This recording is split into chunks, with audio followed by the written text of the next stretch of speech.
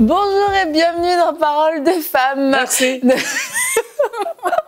Merci à toi d'être ici sur le plateau. Apparemment, tu es rempli de joie et Oui, c'est Annabelle. super. Je suis trop content d'être dans Parole de Femme. J'en ai rêvé toute l'année. Ah bah c'est génial. Bah, C'est pas vrai, mais bon. On est content que tu sois dans Parole de Femme. Et cette semaine, on a parlé de la prière et de la méditation de la parole de Dieu pour aller plus loin parce qu'on en a vraiment tous besoin dans notre vie, d'être encouragés. Quelquefois, on a besoin aussi de conseils pratiques qui vont permettre tout simplement de nous ajuster, mais ça va faire une grande différence. D'ailleurs, je viens de tomber sur un verset, comme ça par hasard, dans Ézéchiel au chapitre 8. Donc là, tu fais ta lecture au hasard. Au hasard. Comme tu en as parlé hier, donc je vous encourage à aller voir l'émission d'hier. Je suis tombé sur un Ézéchiel verset. 17, ouais, bah non. Quand tu tombes, c'est des versets comme... et Toi aussi, fais de même. là, ouais, il alla se pendre. Et tout. Ça lui arrive jamais. C'est pas grave. Là, je suis tombé sur un verset que j'avais fluoré, parce qu'il y a des versets qu'on peut mettre en fluo, comme on a dit hier. Et ce verset, c'est Ézéchiel 8, 8. Il me dit, fils d'homme, creuse le mur. Je creusais le mur, et voici une ouverture. Il me dit, entre, et vois les méchantes horreurs qu'ils commettent ici. Oh. Alors là, moi, je trouve ça très, très, très puissant, Annabelle. Ah bah oui, oui, oui. Explique-nous. Moi aussi. Creuse le mur. Et en fait, dans la méditation de la parole, aujourd'hui, on veut vous encourager, on veut aspirer ensemble à aller plus loin. Bah, la parole est prophétique. La Bible est prophétique. C'est un livre prophétique. C'est dans le sens où il y a plus que ce qu'on lit avec nos yeux. Un verset peut nous amener très loin. Un verset peut nous amener dans des hauteurs. Un verset peut nous parler personnellement. Alors moi, quand je lis « Fils d'homme, creuse le mur », je creusais le mur et voici une ouverture, bah, je me dis, par rapport à la méditation de la parole, parce que là, c'est à ce à quoi on est en train de penser, si j'étais dans un autre sujet dans ma vie, bah, peut-être ça m'aurait parlé pour autre chose, une autre facette. Rappelez-vous, hein, la Bible montre que Christ en 4 images, avec le lion, l'agneau, etc., bah, les versets aussi peuvent être pris selon ce qu'on va vivre de différentes facettes. On ne va pas en faire une doctrine, mais par contre, il y a certains passages. Un jour, par exemple, j'avais à cœur de partir faire un institut biblique, et je suis tombé sur un passage dans les Actes des Apôtres où la Bible dit que l'apôtre Paul, etc., les apôtres, en tout cas, sont restés une année entière dans l'Église et ils ont enseigné un assez grand nombre de personnes. Quand j'ai lu ça, j'ai su que c'était pour moi et que Dieu ne voulait pas que j'aille faire cet institut biblique, mais que je reste dans mon église locale et que je m'y concentre, que je passe du temps dans les réunions, etc., à me former personnellement. Et c'est ce que j'ai fait. Et d'ailleurs, on a reçu dans cette même année-là la vision d'enseigne-moi que Michael a reçue. Donc, il creuse le mur et il y a une ouverture. Et après, Dieu lui dit « entre ». Et quand on lit un verset comme ça, bah, quelque part, il faut qu'on trouve l'ouverture. Il y a une ouverture quelque part dans le verset. Et cette ouverture-là, il va falloir qu'on y entre pour aller plus loin que ce que je lis simplement dans le texte. Pour voir de méchantes horreurs. Pour voir de méchantes horreurs, parfois, oui, effectivement. Parfois pour voir la gloire de Dieu, parfois pour voir des méchantes horreurs. Parce qu'on a lu hier que la parole de Dieu, elle est là et elle est utile pour enseigner, pour convaincre, pour corriger. Là, c'est les méchantes horreurs. Et aussi pour instruire. Bien, merci. Donc, si vous aussi, vous avez ouvert votre Bible sur Ézéchiel 8.8, eh bien voilà, une des interprétations qu'on peut avoir en ce jour. Mais si vous faites autre chose, vous pouvez avoir une autre interprétation. C'est une mise en application. Une mise en application, Verset. exactement. Mais c'est vrai qu'on ne doit pas mépriser ces façons dont Dieu nous parle. Et parce qu'on ne peut pas en faire une doctrine, quelquefois on se dit je ne peux pas vraiment interpréter cette parole-là. Mais en fait, Dieu va nous parler directement à travers sa parole. Et c'est vrai que ça va correspondre à une situation précise, à un besoin précis, une question précise qu'on a posée dans la prière. Et c'est là où on voit qu'on a cette relation personnelle avec Dieu. Parce que moi, je sais que ça va être ma réponse. Mais toi, Aurélie, je veux dire, ça ne va pas te parler à ce moment-là parce que ce n'était pas ton besoin, ce n'était pas ta question. Et j'en viens encore à toi, Aurélie. On avait fait une émission, Bonjour chez vous, sur la méditation de la parole. Je ne sais plus absolument comment s'appelait l'émission. Et tu avais dit que... La Bible. Ah bon, voilà. Et tu avais dit que tu avais reçu dans la prière, par le Saint-Esprit, un plan de lecture. Oui. Et c'est un plan de lecture que tu continues de faire aujourd'hui et qui t'a vraiment boosté, qui t'a nourri. Exactement. Donc, dans le passé, j'avais l'habitude soit de chercher des plans et comme tout le monde, ce qui est très bien. Et là, j'ai demandé à Dieu, mais Seigneur, je veux un plan que toi, tu vas définir. Et je ne savais pas trop par où commencer.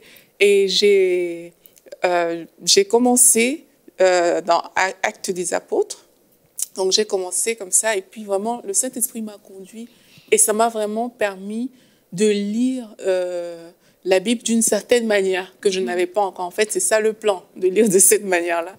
Donc, j'encourage les personnes qui nous écoutent à demander un plan à Dieu. Vraiment. Moi, ça s'est fait tellement fluide. Je sais que, OK, je vais lire ci, et puis après, je dois aller lire un autre chapitre. Maintenant, je le savais juste pour quelques livres au départ. Et c'est récemment que le plan a évolué. Et c'est vraiment dans une relation de partenariat avec Dieu qu'on le fait, où j'ai eu la conviction qu'il fallait que je commence à lire les évangiles. Je ne peux pas expliquer comment. Et là, je savais que, OK, dès que j'allais finir ce que j'étais en train de lire, ben là, je devrais aller au niveau des évangiles. Et ce que j'ai remarqué que ça crée chez moi, c'est que sincèrement, ces derniers mois, depuis que j'ai commencé, j'ai vraiment une nouvelle compréhension de la parole de Dieu. Des choses que personne ne m'a appris. C'est des choses que je lis et je comprends. Je ne peux pas expliquer comment. Je dis, ah, mais c'est ça que ça veut dire. Ce verset, je le connaissais, mais voici encore quelque chose que je découvre.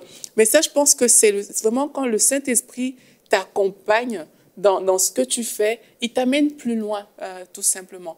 Donc, j'encourage les personnes à se tenir devant Dieu avec la parole. Tu n'es pas obligé de demander d'abord tout un plan. Tu peux demander juste, Seigneur, pour cette semaine, dirige-moi dans la parole. Montre-moi ce que je dois lire. Et vraiment aller comme ça avec le Saint-Esprit et lire les choses. Depuis que moi, je lis comme ça, je reviens sur beaucoup de choses et ça n'en finit pas parce que je découvre encore. Et aussi, j'ai remarqué que Dieu est précis, en fait, quand il nous dirige.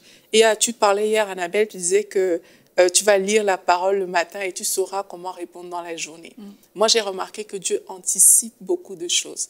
Quand il te montre un plan, il sait ce qui t'attend et il anticipe beaucoup de choses. Et ça, c'est des choses que moi, je vis, que je le vois, en fait. Que, OK, je comprends pourquoi il fallait que je lise cette partie. Ouais. Parce qu'il y a des choses qui m'attendent devant que je ne maîtrise pas. Mais quand je suis confrontée à ça, c'est comme, ça me ramène là, que regarde, voici ce que tu as lu. Ce que tu as lu, et ça me permet de mettre en pratique. Donc ça, c'est vraiment ultra important. Tu veux parler? Non, je ne veux pas parler. Si, je suis sûre. Mais moi, je peux parler. Je peux dire quelque chose encore, si tu veux. Je vais, il a mes amis pour nous, je me dis, mais il veut parler. Mais non, il ne veut pas parler. Donc Aurélie? Et ça, on a vu aussi un peu hier, c'est par rapport à la mise en pratique. Une prière, moi, que j'ai commencé à faire, c'est parce que quand Dieu te montre des choses, ben, je pense qu'il te challenge aussi quelque part dans des choses qu'il te montre, dans le sens que, pour moi, vraiment, ça ne sert à rien de connaître pour connaître. C'est quand je lis la parole de Dieu, pour aller vraiment plus loin, je dis à Dieu, Seigneur, je veux vivre cette parole et je veux devenir cette parole. La Bible dit que Jésus était la parole. Donc, quand je lis certaines choses dans la Bible, je dis, je veux devenir cette parole. Parce qu'il faut arriver, qu'on veut grandir, il faut arriver à le devenir, comme à être cette parole-là. Donc, quand je lis aussi la parole comme ça, vraiment, on parlait de prier avec la parole, c'est de prendre la parole et de dire, ben là, voici la Bible et me voici. Seigneur, quand je me vois, je vois ce qui est écrit, je ne vois pas forcément la même chose. Et je veux ressembler à la parole. Ce qui va se passer quand on va faire ça par rapport à la méditation, parce qu'on est en train de parler de méditation, c'est que dans notre quotidien, il y a des choses qui vont nous renvoyer vers cette parole-là. Mais parce qu'on a fait une prière pour dire à Dieu, je veux devenir la parole que je médite. Donc, il y a des choses dans notre quotidien qui vont nous renvoyer à ça. Et là, tu vas voir que moi, ça m'arrive souvent qu'il y a peut-être des choses que j'ai loupées dans la journée. Et puis, je vais aller à la maison. Là, je serai dans une perspective où je m'assois et je lis. Mais juste par rapport à la chose que j'ai loupée, je vais vite ouvrir et regarder. Je dis, ah, c'est ça que je n'ai pas pu faire aujourd'hui. Et ça me renvoie encore dans ma Bible, en fait. Donc, la méditation, pour moi, a vraiment rapport avec notre vie, notre façon de vivre. C'est pas juste des connaissances comme OK, je connais la Bible et tout, je connais ce que dit Ézéchiel, je connais ce que dit Jean. Non, c'est pas juste ça, c'est le rap, c'est je médite, mais le fruit est dans ma vie. Je vis la parole, je deviens cette parole et je grandis dans la parole. Beaucoup de personnes, ils font ce que dit ce verset dans Ésaïe. Le verset dit « Nous tâtonnons comme des aveugles le long d'un mur, nous tâtonnons comme ceux qui n'ont pas leurs yeux. Nous trébuchons au milieu du jour comme au crépuscule, au milieu de l'abondance. » Et c'est sûr que la parole, c'est une parole abondante. Il y a tout dans la parole. Mais il y a beaucoup de personnes qui tâtonnent comme des personnes qui n'ont pas la capacité de voir, donc des aveugles. Et ils tâtonnent dans la parole, ils ne savent pas comment l'apprendre, comme tu disais un peu tout à l'heure. Ils ne savent pas où chercher, quoi lire, etc.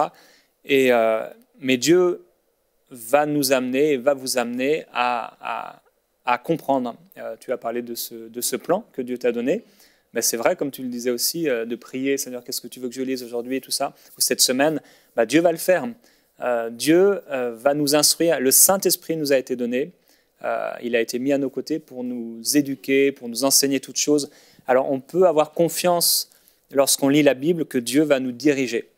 Le prophète Élie, à un moment, on sait qu'il a été nourri par des corbeaux le matin et le soir. Là encore, on pourrait prendre ça comme une image de la parole de Dieu.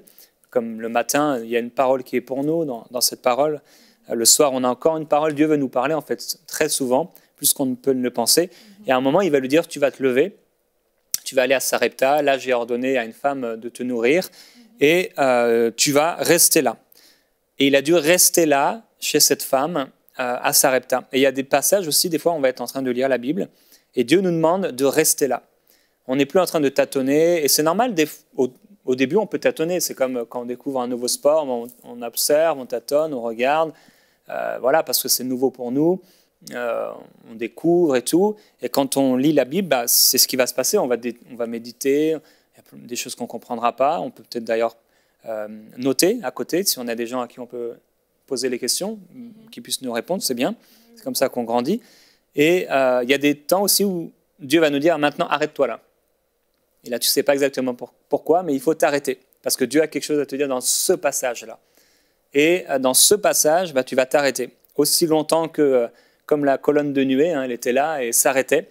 Quand elle s'arrêtait, le peuple s'arrêtait. Quand elle repartait, le peuple repartait. Donc, des fois, Dieu va nous amener dans des endroits, à Sarepta, là, et c'est un endroit de bénédiction, c'est un endroit de provision, c'est un endroit d'abondance. Dieu va nous parler sur un texte, Dieu va nous parler, et ça peut être juste une journée, ça peut être 2 jours, peut-être une semaine, mais ce texte revient, et si on n'y fait pas attention, si on court, alors qu'en fait il fallait s'arrêter, on va passer à côté de la révélation que Dieu voulait nous donner. Et combien on a besoin de révélation dans nos vies personnelles. Une révélation, ça change tellement de choses, notre perspective, notre gestion de notre vie et tout ça. Donc on a besoin de ces temps où là, on va vivre dans l'abondance de la parole et veut nous nourrir. Dieu veut nous nourrir à travers sa parole. Et comme je le disais, c'est une parole prophétique. Alors il y a les livres prophétiques de l'Ancien Testament, mais toute la parole est prophétique. Donc il y a des passages qu'on peut lire, que ce soit dans les évangiles, que ce soit dans les actes des apôtres, où le Seigneur veut nous parler. Et c'est important aussi de lire, on a dit hier, toute notre Bible, mais de ne pas lire que l'Ancien Testament, par exemple, parce qu'en fait, il va nous manquer une partie. Je sais qu'à un moment donné, on a pu quelquefois entendre dire les évangiles, bon, c'est pas très important, mais c'est dans les évangiles qu'on apprend à connaître Jésus. C'est dans les évangiles qu'on voit Jésus sur terre, comment il a marché, ce qu'il a fait, ce qu'il a dit, comment il a réagi.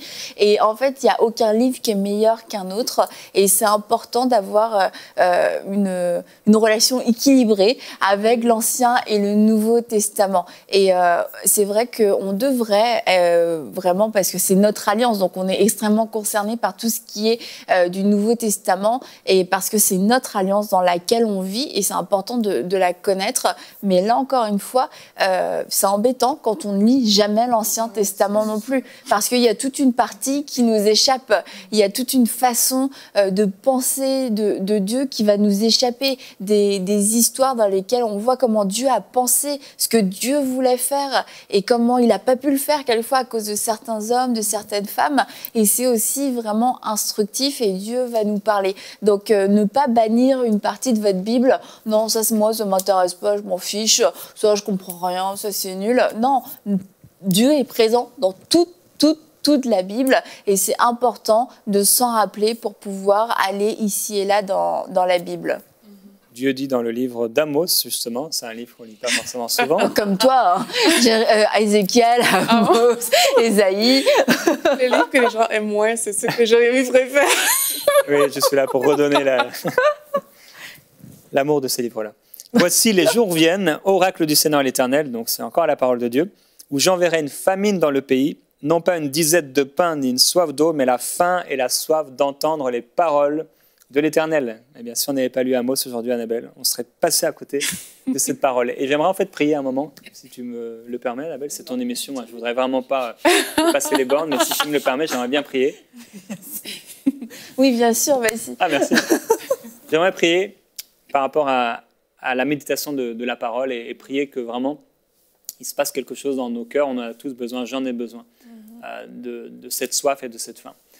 Père, on te remercie pour ta parole. Elle est tellement importante. Tu nous as montré que nous avons besoin de cette parole pour toutes les œuvres auxquelles tu nous appelles. Nous avons besoin de cette parole pour être nourris tout simplement. On a besoin de cette parole pour te connaître. Et tu l'as prophétisé dans le livre d'Amos, que tu amènerais, Seigneur, une saison, que tu enverrais une saison dans nos cœurs, où il y aurait une faim et une soif d'entendre ta parole. Seigneur, nous pouvons l'entendre, mais nous pouvons la méditer, nous pouvons la lire, et nous pouvons vivre cette expérience nouvelle de la faim et de la soif. Et Père, nous te prions ensemble. Et je vous encourage, là où vous êtes, à vous associer dans la prière avec moi. Nous prions, Père, qu'il y ait une faim nouvelle. Amen. Il y ait une soif nouvelle. Parce que c'est vrai, ce n'est pas seulement une faim, mais également une soif. Parce que tes paroles sont esprit et vie. Père, je prie que nous puissions vivre, expérimenter dans ta parole l'esprit et la vie. Que nous puissions connaître l'esprit, la vérité. C'est-à-dire que nous puissions être saisis par ta parole et vivre quelque chose de complètement nouveau. Je prie, Père, pour ceux qui ne lisent plus ta parole, pour ceux qui oublient, pour ceux qui n'apportent leur Bible peut-être ou qui n'ouvrent leur Bible que le dimanche matin, certains même qui ne l'ouvrent jamais. Je prie qu'il y ait dans leur cœur une faim et une soif nouvelle. Merci Saint-Esprit. Nous nous repentons, Seigneur Jésus-Christ. Nous voulons changer d'attitude pour toutes les fois où on a mis ta parole de côté, toutes les fois où on a méprisé ta parole. Nous ne voulons pas être de ceux qui ont dit au prophète Jérémie, « Tu nous as parlé de la parole de l'Éternel, mais nous ferons ce que nous voulons. Nous voulons, Seigneur, faire ce que tu veux. » Merci pour cette faim et cette soif que tu fais naître dans plusieurs cœurs maintenant à cause de ce temps de prière que nous avons vécu. Merci, Saint-Esprit, de le faire. Amen. Amen. Une des choses que moi je fais aussi, je parlais tout à l'heure d'équilibre entre l'Ancien et le Nouveau Testament. Une chose que j'aime bien faire, c'est... moi, je lis généralement le soir. Je lis le soir. Et comme ça me permet de méditer le matin. Donc, si je lis pas tôt le matin. Pas grave, oui. Mais quand je mange, ou bien quand je fais vraiment quelque chose qui ne nécessite pas une grande réflexion, ben, j'aime bien ouvrir justement la Bible dans l'Ancien Testament, parce que c'est pas sur ça que je médite maintenant, mais des livres comme Proverbes, Ecclésiaste, des livres comme ça. Et je me trouve en train de lire. C'est des livres qui sont faciles à comprendre, parce que c'est des vérités vraiment évidentes. Donc là, je me trouve en train de lire... Non, c'est pas forcément si évident, je voudrais quand même le dire. Non, mais vas-y, poursuis. Des livres comme Proverbes, pour moi, c'est des livres faciles à comprendre. Quand même. Et là, je lis des choses qui, pour moi, me semblent simples. Bon, pour d'autres, ça peut être d'autres livres. Mais pendant ces temps où je sais que je ne vais pas forcément je ne suis pas en train de méditer, mais je suis peut-être en train de manger, je suis en train de faire quelque chose. Mais là, j'ouvre quand même ma Bible. Et puis là, Je lis Proverbes, je lis les psaumes. Je lis des livres comme ça. Et ce que j'ai remarqué, parce que c'est un peu une lecture, j'ai envie de dire, c'est pas une méditation, c'est pas quelque chose de très poussé. Mais ce que j'ai remarqué, c'est qu'il y a des versets qui restent. Et il y a là, quand je le fais, pour moi, c'est pas vraiment, même pour vraiment retenir, mais ça reste sans que tu le fasses exprès. Il y a des choses qui restent et c'est des applications dans ton quotidien que tu mets en pratique qui t'aident à prendre des décisions, à faire certaines choses. Donc, c'est aussi important. Donc, moi, je le fais dans des temps creux. Et comme j'avais dit dans Bonjour chez vous, le week-end, c'est répétition. Tout ce qu'on a lu, on revient dessus. Est-ce que je me rappelle encore de ça? Est-ce que je l'applique? Ça, c'est des bonnes manières pour aller plus loin aussi dans la méditation. C'est très discipliné, Aurélie. J'essaie. Bravo. J'essaie. Mais je pense qu'elle trouve ça simple, les proverbes, parce qu'elle a la version parole de vie, c'est ça? J'ai cette parole version, vivante. Oui, j'ai cette version-là, mais celle que je lis, c'est second. Ah ouais, Non, mais c'est vraiment parce que tu as un nom alors. Non, mais les proverbes, c'est vrai que c'est quelque chose que tu peux lire. Comme ça, ouais. Tu peux lire comme ça. Après, il y a beaucoup de choses à comprendre. Et tout ça, mais c'est pas des histoires, voilà. Ouais. C'est juste un verset. Tu lis un ou deux versets, puis tu peux en sortir facilement une idée. Mais les proverbes, c'est très profond. La bénédiction de l'Éternel qui enrichit et il n'y ajoute aucun chagrin. Allez. C'est dans les proverbes. Oui. Tu veux en lire un autre? Je vais aller un peu. On va lire au hasard. Voici, je répandrai sur vous mon esprit, je vous ferai connaître mes paroles. Alléluia. Eh bien, amen. Bah voilà, mais c'est vrai que quelquefois, on ne veut pas juste prendre un verset comme ça, on se dit bah, qu'est-ce que ça va faire, je vais prendre un verset, je suis en train de manger. Mais en fait, c'est un verset qui va nous nourrir, qui va nous faire du bien, qui va nous apporter un réconfort, une parole d'encouragement, et on n'a rien à perdre en fait. Je me souviens quand on était dans notre église à Vannes, en Bretagne, notre pasteur était Philippe Bach, que je salue. Si quelqu'un veut lui envoyer cette vidéo, allez-y. Et on avait ensemble des études bibliques. Et donc le mardi soir, je pense, c'était notre temps d'études bibliques. Et dans cette étude biblique, on avait 18 ans, 19 ans, même avant d'ailleurs. Eh bien, le pasteur prenait un thème et qui développait. Alors c'était un peu plus, on va dire, peut-être structuré ou scolaire que ce qu'on avait l'habitude le dimanche matin. Mais ces études bibliques sur des thèmes, par exemple, je sais pas, le pain de vie, les fruits de l'esprit. les fruits de l'esprit. J'ai appris le mot bénignité. Voilà, le service dans l'église. Voilà, des thèmes comme ça. Et ça nous a appris à être structurés, à comment étudier la Bible. Parce qu'on parle de méditation. En fait, la méditation, quelque part, c'est une étude de la parole de Dieu. Et ça nous a beaucoup aidé, ça nous a marqué. Donc, c'est bien les études bibliques. Et quand même, pour pas que les gens repartent avec juste cette idée, Jérémy Saudril ouvre sa Bible au hasard et c'est tout ce qu'il fait. Et c'est ce que je dois faire aussi, parce que peut-être que ça ne marchera pas autant pour vous. C'est que tu ne fais pas juste ouvrir ta Bible au hasard. Non, c'est ce qu'on a dit hier. Ça, c'est une façon parmi les 28, là, dont Oui, c'est ça, mais c'est une façon parmi les 28, mais quelquefois, c'est tout ce qu'on peut retenir. Et c'est juste une façon. Et aussi, il y a des choses dans notre vie qu'on a besoin d'attaquer, qu'on a besoin de résoudre, on a besoin de réponses. On ne sait pas, par exemple, comment éduquer nos enfants. Mais dans ces cas-là, on va faire une étude vraiment volontaire et intentionnelle. On va chercher les versets qui parlent des enfants, qui parlent des parents, qui parlent de l'éducation, des histoires familiales dans la Bible. Et là, ça demande, oui, peut-être plus de discipline, mais c'est de se dire, j'ai besoin de réponses et mes réponses sont dans la parole de Dieu. Alors, comment est-ce que je vais faire pour les trouver?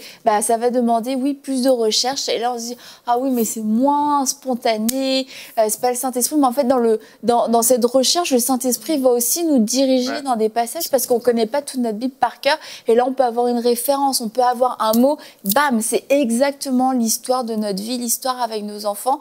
Mais ces réponses vont être dans la Bible et c'est de pas hésiter à faire des recherches ciblées. Oui. Et aujourd'hui, c'est tellement facile de faire des recherches avec des thèmes parce qu'il suffit de taper le thème sur Google et puis là, tu as 46 versets sur ce que tu cherches. Et maintenant, quand tu vas lire ce verset-là, le Saint-Esprit va te diriger quelque part et c'est ça qui va t'ouvrir la porte. Et moi, pour chaque fois que j'ai des défis comme ça, qui arrive, c'est une habitude que j'ai prise. Je veux savoir qu'est-ce que la parole dit sur ce sujet. C'est vraiment ça qui m'intéresse parce que je sais que Dieu a les paroles de la vie. Et c'est dans ces paroles que je vais trouver la vie, en fait. Donc, c'est une bonne habitude à développer. Les personnes qui nous écoutent aujourd'hui, vous avez des défis par lesquels vous passez, mais c'est important de savoir qu'est-ce que Dieu dit par rapport à cette situation dans laquelle je me trouve aujourd'hui. Et la méditation de ces paroles-là va ouvrir vraiment une lumière que les gens n'ont même pas idée. Il y a des personnes qui cherchent à être heureuses, mais elles pensent que c'est dans différentes choses. Mais quand tu vas lire la Bible, tu vas dire, mais il est heureux l'homme qui médite la parole jour et nuit. Et puis là, tu vas voir qu'il y a d'autres dimensions de bonheur que tu peux atteindre, en fait. Donc, c'est vraiment important d'aller chercher dans la parole en fonction de nos besoins. Amen. Un autre passage? Oui. Dans les évangiles cette fois, Annabelle. T'es contente? Excellent. Il est écrit, Jésus prit l'aveugle par la main et le conduisit hors du village. Et là, on sait qu'il va lui imposer les mains et le guérir. Et en reparlant à nouveau de ce Saint-Esprit qui est là à nos côtés, eh bien, il va nous prendre par la main. J'ai dans la pensée que quelques personnes, si ce n'est peut-être une personne, se dit que c'est pas pour elle, c'est pas pour lui, parce que sa vie n'est pas aussi sainte qu'elle le voudrait, ou que Dieu le voudrait. Et c'est faux parce que justement, c'est en nous approchant de la parole et en la méditant que nous sommes sanctifiés. Ta parole me sanctifie. C'est par ta parole, par la vérité que nous sommes sanctifiés. Donc, on en a besoin de cette parole. La fille de Caleb a demandé à son père un héritage, alors que l'héritage était donné au fils. Mais sa fille lui a demandé un héritage. Ce n'était pas pour les filles normalement. Mais elle lui a demandé, moi je veux ceci, et elle l'a reçu. Les plaines et les sources. Les plaines et les sources. Ah, vous connaissez cette histoire? On a fait toute une émission sur elle. Ah ouais, waouh, très fort. Du coup, je suis content de ne pas m'être trompé de personne.